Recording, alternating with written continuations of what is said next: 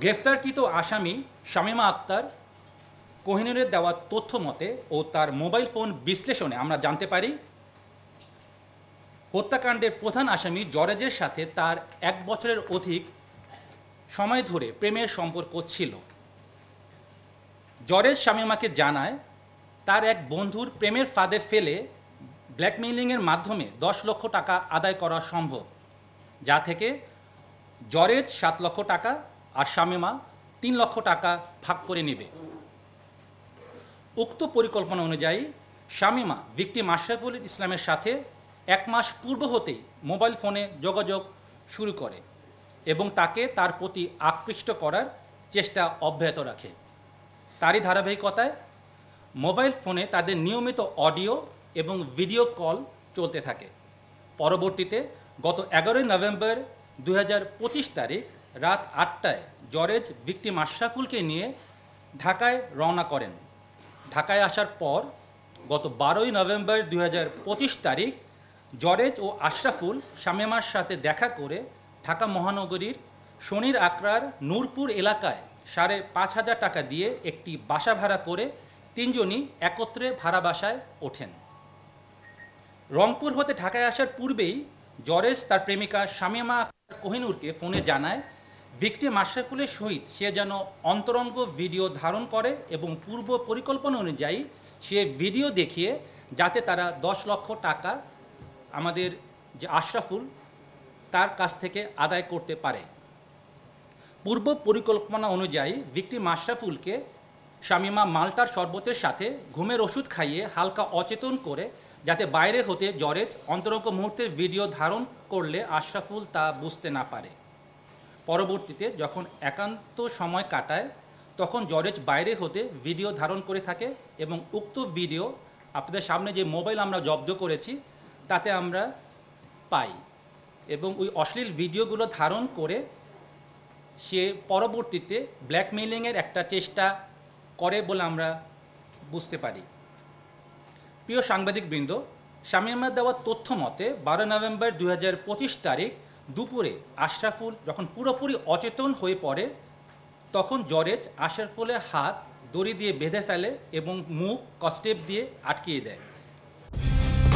Colour expert, George sap এবং mild on hands technology সমৃদ্ধ Orix crystal wash আপনার laundry expert. জরেজ এক পর্যায়ে অতিরিক্ত ইয়াবা সেবন করে উত্তেজিত হয়ে অচেতন থাকা ভিকটিম আশরাফকে হাতুড়ি দিয়ে এলোপাথারি পেটাতে থাকে। তার আঘাতে এবং মুখ স্কচ টেপ দিয়ে বাঁধা থাকায় শ্বাস না নিতে পেরে ঘটনাস্থলে ভিকটিম আশরাফুল মৃত্যুবরণ করেন। আশ্চর্যের বিষয় যে একই ঘরে জরেজ এবং শামীমা সেই লাশের সাথেই সেই রাত্রিটি যাপন করেন। পরবর্তী দিন অর্থাৎ 13 নভেম্বর 2025 তারিখ আশরাফুলের মৃতদেহ গুম করার উদ্দেশ্যে জরেজ নিকটস্থ বাজার হতে চাপাতি ও 2টি ড্রাম কিনে আনেন। জরেজ চাপাতি দিয়ে লাশটিকে মূলত 26টি টুকরো করেন এবং 2টি নীল রঙের ড্রামে ভরে রাখেন।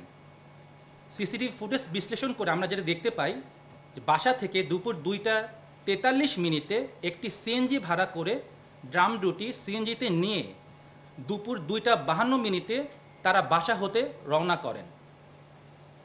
পরবর্তীতে সিসিটিভি ফুটেজে যেটা হাইকোর্ট প্রাঙ্গণে সেখানে আমরা দেখতে পাই 3টা 13 মিনিটে হাইকোর্ট মাজার গেটের নিকট আসলে রাস্তায় আইনশৃঙ্খলা বাহিনীর তৎপরতা দেখে লাশ ভর্তি ড্রাম দুটি হাইকোর্টের পানির পাম্প সংলগ্ন একটি ফাঁকা জায়গায় প্রধান সড়কের পাশে একটি বড় গাছের নিচে রেখে তারা অতি দ্রুত হাইকোর্ট এলাকা হতে একটি অটোযোগে সায়দাবাদের উদ্দেশ্যে চলে যান। সায়দাবাদ যাওয়ার পর জরেজ শামীমাকে কুমিল্লায় চলে যাবার ব্যাপারে বলেন এবং নিজে সে রংপুর চলে যাবেন বলে শামীমাকে অবহিত করেন। সে অনুযায়ী শামীমা কুমিল্লা তার নিজ বাড়িতে গমন করেন এবং জরেজের সাথে তার যোগাযোগ সম্পূর্ণভাবে বিচ্ছিন্ন করে দেন। প্রিয় সাংবাদিকবৃন্দ, শামীমা দেওয়া তথ্য মতে ভিকটিমে আশরাফুলের রক্তমাখা সাদা রঙের পায়জামা পাঞ্জাবি সহ হত্যার কাজে ব্যবহৃত দড়ি, স্কচ টেপ, গোল গলা গেঞ্জি এবং একটি হাফ প্যান্ট একটি বস্তার ভিতর মুখ বাঁধা অবস্থায় শনির আক্রাস্থ নীলপুর নূরপুর এলাকা হতে র্যাব 3-এর একটি আবেদনিক দল উদ্ধার করতে সক্ষম হয়। এছাড়াও তার মোবাইল যেগুলো আমরা পেয়েছি তার থেকেও আমরা বিভিন্ন আলামত, আমরা যে ভিডিওগুলি সে ধারণ করেছে এবং নগ্ন ভিডিও এবং ছবি, সেগুলো আমরা উদ্ধার করতে সক্ষম হয়েছি। এখানে উল্লেখ্য যে শামীমার দেওয়া তথ্য অনুযায়ী মূলত ব্ল্যাকমেইলিং করাটাই এবং টাকা উপার্জন করাটাই এই ঘটনার মূল উদ্দেশ্য ছিল। তবে জরেশ কর্তৃক নৃশংসভাবে হত্যাকাণ্ডের পিছনে কোনো পূর্ব শত্রুতা আছে কিনা কিংবা পরকীয়ার কোনো বিষয় রয়েছে কিনা তা মূল আসামি জরেজকে জিজ্ঞাসাবাদে বেরিয়ে আসবে বলে আমরা মনে করছি। ধৃত আসামিদের বিরুদ্ধে পরবর্তী আইনানুগ ব্যবস্থা গ্রহণের জন্য শাহবাগ থানায় হস্তান্তর করা হয়েছে।